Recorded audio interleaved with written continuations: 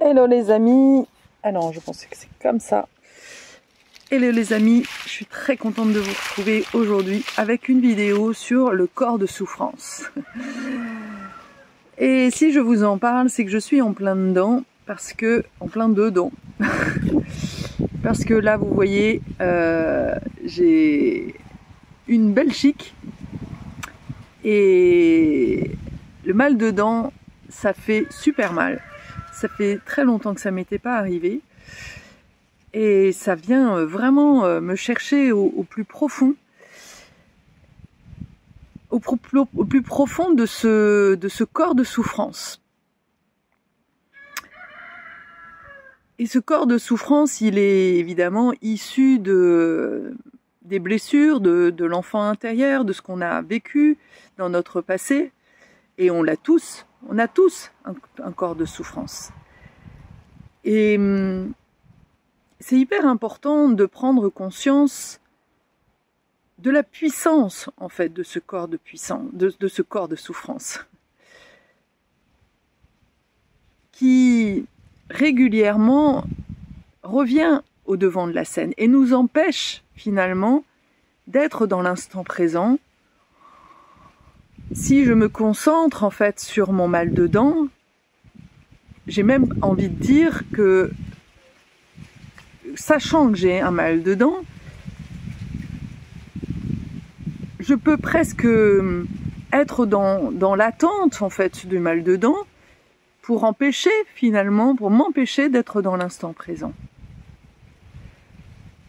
Et c'est cette conscience, devenir témoin, quand on devient témoin finalement de ce corps de souffrance, alors du coup je ne suis plus le mal de dents. Je suis celle qui fait l'expérience du mal de dents. Et ça change tout. Ça change tout parce que du coup, je ne suis plus identifiée à ce mal de dents comme étant aussi la martyre avec toutes les histoires en fait que je peux me raconter de c'est injuste, que de ceci, de cela. Et je ne suis juste qu'en train d'expérimenter ce mal de dents. Sans y rajouter de sens, sans vouloir, parce que pendant très longtemps, quand il m'arrivait quelque chose, je voulais donner du sens. Mes enfants en avaient ras-le-bol en fait que je donne du sens. Je dis pas que c'est complètement idiot, mais le problème c'est que quand on veut donner du sens, tout de suite c'est déjà le mental en fait qui reprend le contrôle du mal de dents. L'invitation, c'est vraiment de rentrer, d'être encore une fois, d'être témoin avec cette compassion de celle qui souffre en fait. Et quand on fait ça pour soi, quand on prend l'habitude en fait de faire ça pour soi, c'est-à-dire de vraiment faire un pas de côté et de se regarder en train d'expérimenter quelque chose, en train de souffrir, et de s'apporter de la compassion, de prendre soin en fait de soi, juste d'être là avec ça, alors on commence à vraiment développer cet archétype du caregiver, du guérisseur, de la nourrice. C'est la qualité maternelle. Et je me rends compte que finalement, il y a peu de gens qui ont cette capacité face à la souffrance de l'autre, de rester là, sans vouloir apporter de l'aide. J'ai été initiée à ça, moi, dans mon parcours, grâce à mon fils. Mon fils est parti il y a 3 ans, en Chine, pour faire un cycle, pour faire une année, en fait, de son école de design. Et il est parti en Chine, pile poil au moment du coronavirus. Il est arrivé là-bas, le coronavirus commençait. Donc tout était fermé, il a vécu vraiment le début, l'origine en fait du coronavirus en Chine. Et donc son école était fermée, il n'a pas pu vraiment profiter, en fait il était à Shanghai. Et ne pouvant pas continuer son année, il a décidé de partir 15 jours en Corée. C'était un voyage qui l'a vraiment... il était tellement heureux en fait quand il était en Corée, c'était vraiment... il a profité, c'était un truc de ouf. Mais ce voyage a été écourté parce que quand il a voulu rentrer, il s'est rendu compte que les frontières vers la Chine étaient fermées. Et donc du coup, il a dû être rapatrié en France. Ça a été une énorme souffrance pour lui, un déchirement. C'est intéressant d'ailleurs parce que quand je suis en train de le raconter, je suis en train de faire le parallèle. Je pense qu'il a revécu le déchirement que ça a été pour lui de quitter la Grèce. Parce qu'il a grandi en Grèce et avec le divorce, on a dû rentrer en France. Et je pense qu'il a revécu ça. Et ça a été très douloureux pour lui. Et quand il est arrivé chez moi, au moment du coronavirus, que je l'ai vu comme ça dans sa souffrance, il y a ma sauveuse évidemment qui s'est réveillée et je n'étais absolument pas dans cette caregiver qui était juste là à l'accompagner, à accepter juste qu'il soit dans son corps de souffrance. Je voulais le sortir de son corps de souffrance, je voulais lui apporter une solution, je voulais surtout qu'il arrête de souffrir. Mais c'est tout l'inverse de ce qu'il faut faire. Et à ce moment-là, mon fils, ce grand sage, comme toujours, m'a juste dit « Mais maman, j'ai juste envie que tu me prennes dans les bras. » Waouh, incroyable. Il m'a appris à ce moment-là ce que c'était en fait qu'être une mère. Être là, juste être là, le serrer dans mes bras et être avec lui en fait. Et lui apporter ce soutien pour lui permettre de traverser ce corps de souffrance. Et c'est ce que je fais au quotidien avec les personnes que j'accompagne. C'est de les autoriser à être dans ce corps de souffrance, pour le traverser. Parce que le plus grand risque, c'est de vouloir le contourner, de vouloir l'éviter, de faire des choses et de laisser justement finalement ce corps de souffrance nous manipuler, prendre le contrôle de notre vie.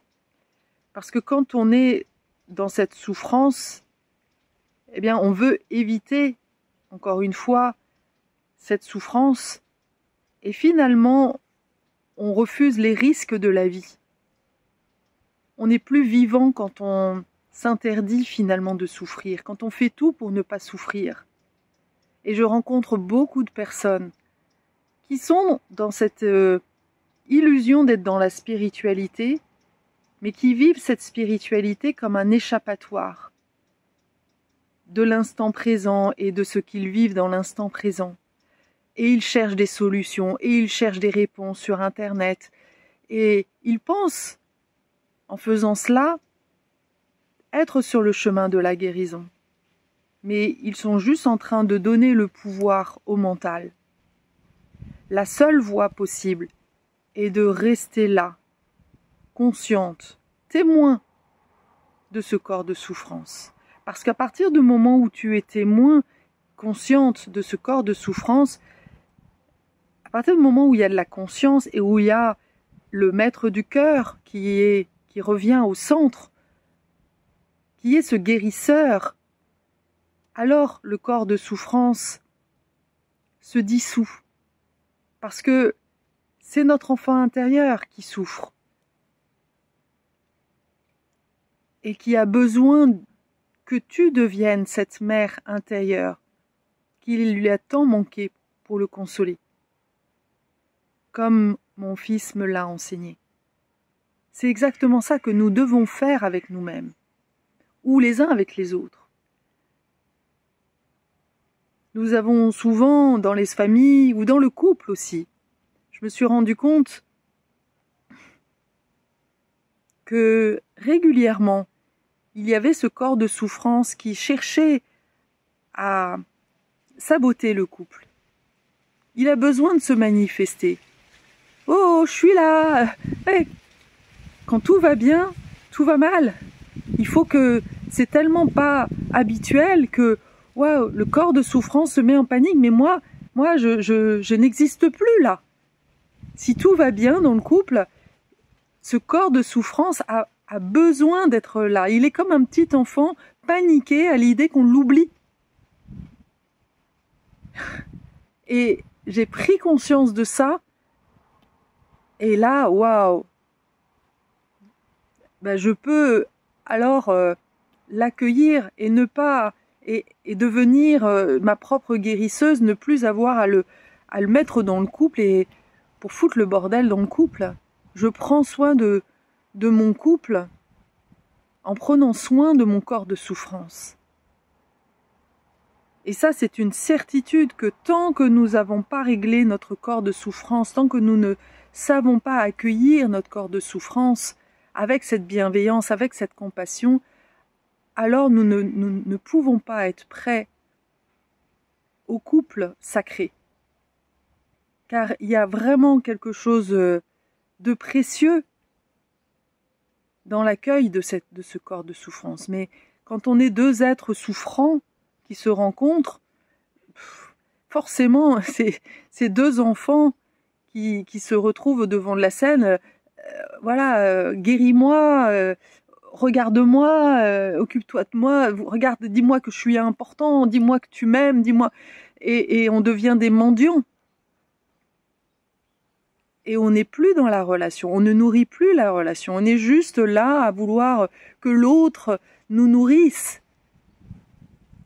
Mais finalement, nous, on ne donne rien.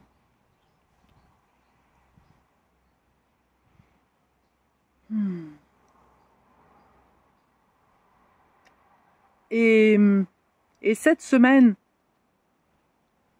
nous traversons la clé génétique 64. Non, je sens que c'est pas le moment de présenter, je vais faire une autre vidéo là-dessus. J'ai vraiment envie de rester sur de ce corps de souffrance, de l'honorer, de le reconnaître,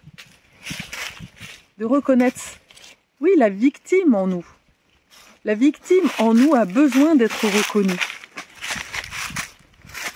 Parce que elle a besoin d'être vue et reconnue. C'est vraiment hyper important pour elle. Parce que sinon, tant qu'elle n'est pas reconnue, ben, elle est dans de l'autodestruction. Elle a besoin qu'on lui témoigne en fait que, mais oui, c'était injuste. Mais oui, c'était injuste ce que tu as vécu. Il y a de remettre les pendules à l'heure, de prendre l'enfant intérieur a besoin qu'on le pardonne quelque part, qu'on l'aide à se pardonner en réalité. Voilà, ce gros bébé là a besoin, voilà, il se colle, il a besoin d'exister. Et quand un enfant n'existe pas par sa lumière, bah, il apprend finalement à exister par le corps de souffrance, par cette énergie de la victime qui se plaint. Et c'est juste parce que dans sa nature profonde, l'enfant attend, désire en fait, il a besoin d'être reconnu pour sa lumière. Mais nos parents n'étaient pas capables en fait. Nous avons été maltraités. On a été interdit d'être dans les émotions. Et donc du coup, ces émotions, elles sont restées là à l'intérieur. Et elles nous autodétruisent.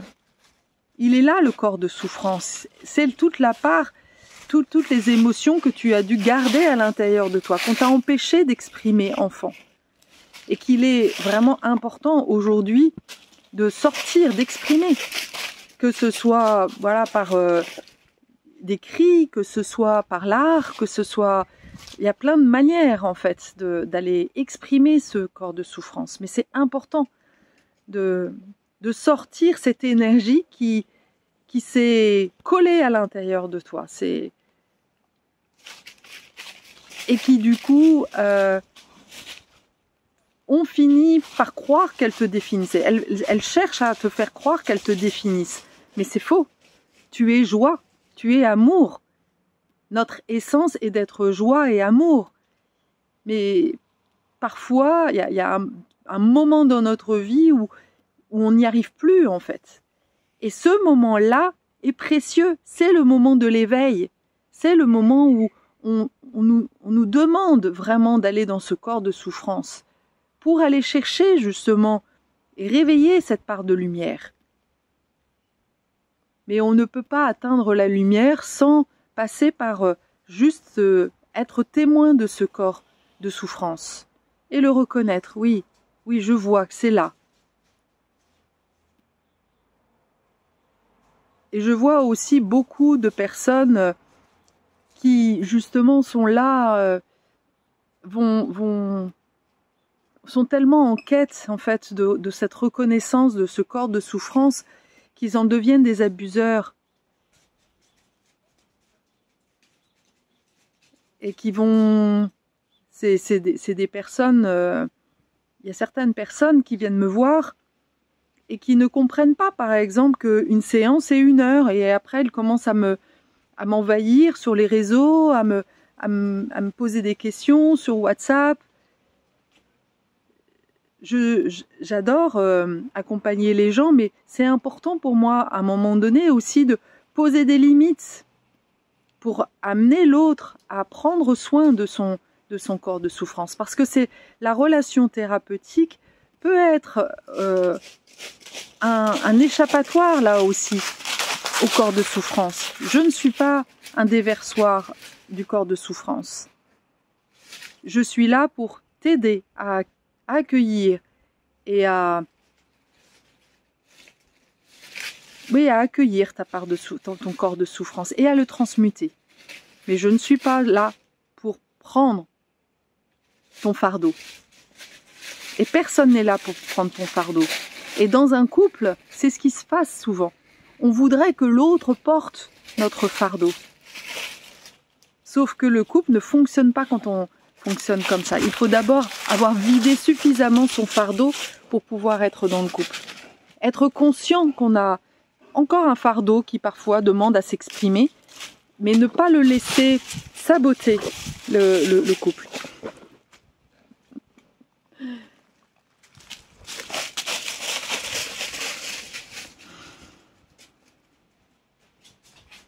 Sacré corps de souffrance. On est arrivé avec ça dans la religion. On nous dit bien, tu travailleras à la sueur de ton front, tu enfanteras dans la douleur. Mais tu imagines en fait avec quoi on est arrivé, ce que la religion nous a foutu sur le dos. Donc en fait, il y a vraiment cette addiction parce qu'on croit qu'on mérite ça en fait. C'est pour ça finalement on n'apprend pas à le dissoudre parce qu'on croit qu'on le mérite. Mais non, non, tu le portes, mais pour t'en libérer, ça fait partie du chemin en fait de l'humain. Ok, oui, on arrive. Regarde-moi le.